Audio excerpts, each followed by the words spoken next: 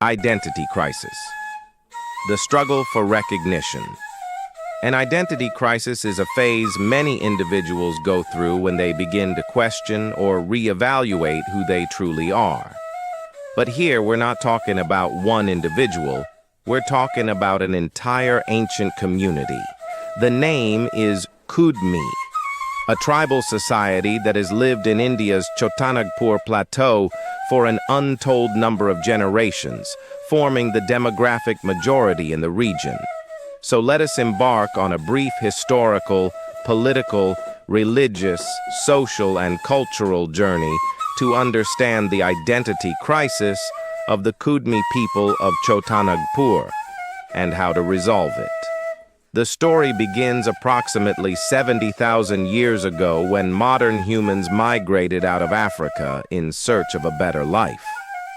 One group moved toward Europe, another northward to China, and a third southward, entering the Indian subcontinent around 65,000 years ago. This group that entered India gradually split into multiple communities over time, settling in different regions. In this way, numerous communities came into existence, one of which is the Kudmi. After traveling through various areas, the Kudmis eventually settled in the remote forested regions of the Chotanagpur Plateau, where they developed their agricultural lifestyle, customs, and traditions. According to modern genetic research, the Kudmis carry mitochondrial DNA that dates back 65,000 years. Their Y chromosome haplogroup closely resembles that of the Onge people of the Andaman and Nicobar Islands, who are considered among the oldest indigenous groups in India. Let's continue. The Chotanagpur Plateau was such a rugged and inaccessible forested region that no empire, be it Mughal or Maratha, could ever subjugate it. As a result, there was no formal land tax system. It was only when the British arrived that land revenue collection was imposed. Since the Kudmis were the majority in both land and population, they led massive protests, joined by other tribal groups.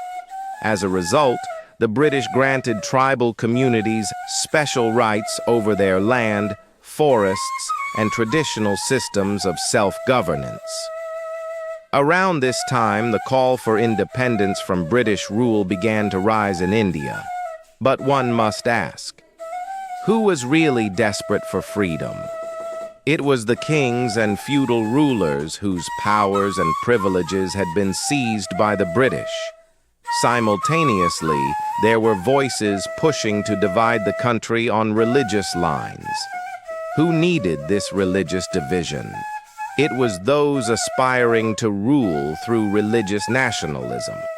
Meanwhile, the vast mineral resources of Chotanagpur came to light, making businessmen uneasy. The British had monopolized trade, and now minerals offered a new commercial opportunity. Thus, the business class, too, wanted freedom, not for the people, but for market access.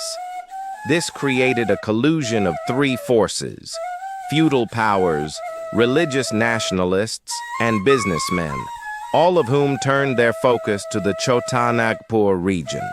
Together, they initiated a systematic dismantling of the special rights granted to tribal people by the British, rights over water, forest, land, and cultural practices. Why? So they could seize tribal lands, extract minerals, and dominate tribal populations. The first move was to assimilate the religion-free, tradition-based tribal communities into organized religions, hoping they would forget their indigenous cultures.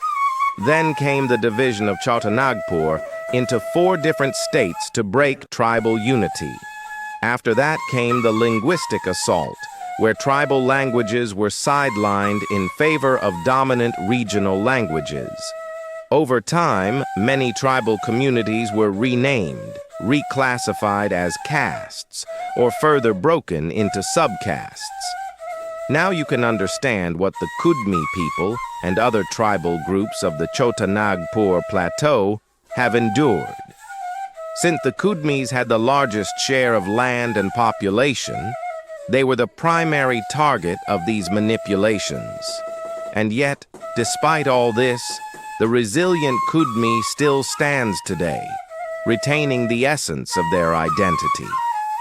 Only the outer shell has been stripped away.